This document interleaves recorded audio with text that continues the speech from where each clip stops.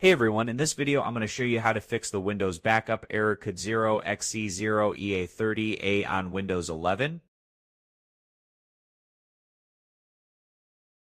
This error usually shows up when you try to back up your system using file history or the built-in backup and restore tool, and it just refuses to complete.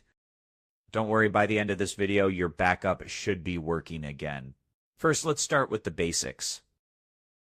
This error usually means that Windows can't access the destination drive where you're trying to save your backup. So before anything else, make sure the external drive or the backup location is connected, has enough free space, and isn't set to read-only. If it's an external hard drive, unblock it and block it into a different USB port.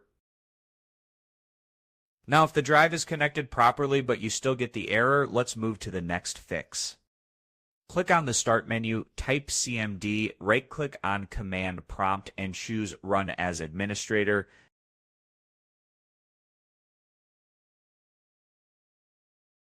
In the Command Prompt window, type this command, CHKDSK to is free the width of your backup drive. Hit Enter and let it scan for file system errors. If any problems are found, the tool will automatically repair them. Once it's done, restart your computer and try the backup again.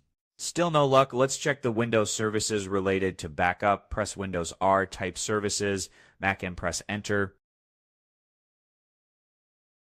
Scroll down and find these three services: Windows Backup, Volume Shadow Copy, and Microsoft Software Shadow Copy Provider, and make sure their startup type is set to manual or automatic. Then close the window and try to back up again.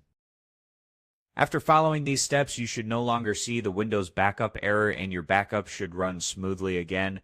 If this video helped you out, give it a thumbs up and don't forget to subscribe for more Windows 11 fix guides. See you in the next one.